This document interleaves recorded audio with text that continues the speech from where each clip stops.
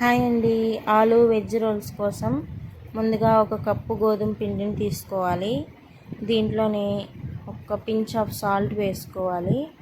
కొంచెం జీలకర్రని బాగా నలుపుకొని వేసుకోవాలి. ఇప్పుడు సాల్ట్ మొత్తం పిండిలో కలిసేలాగా కలుపుకోవాలి. తర్వాత పిండికి సరిపడినంత వాటర్ని కొంచెం కొంచెంగా వేసుకుంటూ గట్టి ముద్దలాగా కలుపుకోవాలి. చపాతీ ముద్ద కొంచెం మెత్తగా సాఫ్ట్గా కాకుండా కొంచెం గట్టిగా కలుపుకోండి. ఇలా ముద్దలా అయిన తర్వాత కొంచెం ఆయిల్ వేసుకొని బాగా నీట్ చేసుకోవాలి. ఇలా ముద్దలా అయిన తర్వాత దీన్ని మూత పెట్టుకొని ఒక 10 నిమిషాల సేపు నానబెట్టుకోవాలి. 10 నిమిషాలు ఇది నానేలోపు బంగాళదుంపలను బాగా కడుక్కొని వాటర్ వేసుకొని కొంచెం ఉప్పు వేసుకొని మెత్తగా ఉడికించుకోవాలి.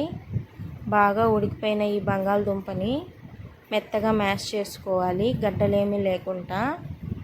ఇలా మ్యాష్ చేసుకున్న బంగాళదుంపలో కొంచెం కరివేపాకు, కట్ చేసిన ఉల్లిపాయలు, కొంచెం పసుపు, కొంచెం ఉప్పు చూసి వేసుకోండి. బంగాళదుంపలు ఉడకబెట్టేటప్పుడు వేస్తాము, అలాగే చపాతీ పిండి కలిపేటప్పుడు కూడా వేస్తాం కాబట్టి కొంచెం ఒక పించ్ ఆఫ్ సాల్ట్ వేసుకోండి, సరిపోతుంది.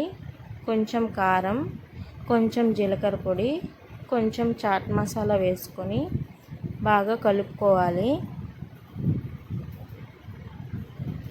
కారం, ఉప్పు అంతా మొత్తం ఆలూకి పట్టేలాగా బాగా కలుపుకోవాలి. ఇలా కలిపేసి పక్కన పెట్టుకోవాలి. ముందుగా నానబెట్టుకున్న చపాతీ ముద్దని బాగా ఒకసారి మళ్ళా నీట్ చేసుకొని కొంచెం పిండిని వేసుకొని చపాతీలాగా ఒత్తుకోవాలి.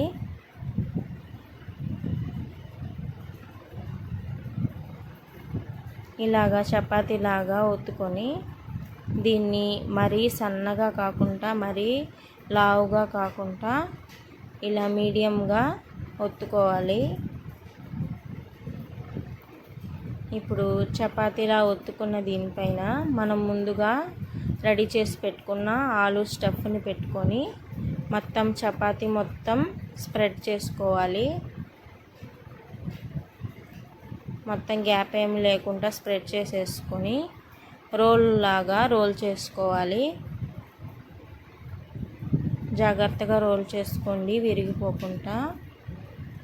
ఇలా రోల్ చేసేసుకొని వీటిని పీసెస్ కింద కట్ చేసుకోవాలి. చాకుకు అంటుకోకుండా ఇలా లైట్గా చపాతీ పిండిని స్ప్రెడ్ చేసుకొని కట్ చేస్తే ఈజీగానే కట్ అయిపోతాయి. ఇలా కట్ చేసుకున్న వాటిని లైట్గా ప్రెస్ చేసి పక్కన పెట్టుకోవాలి. అన్నిటిని ఇలా ప్రెస్ చేసుకొని డీప్ ఫ్రైకి సరిపడినంత ఆయిల్ వేసుకొని ఆయిల్లో వీటిని డీప్ ఫ్రై చేసుకోవాలి. వీటిని కొంచెం ఆయిల్ వేసుకొని షాలో ఫ్రై లాగా కూడా చేసుకోవచ్చు, అది వేరే విధంగా వస్తుంది. ఇలా డీప్ ఫ్రై లాగా చేసుకోవచ్చు, మీ ఇష్టం.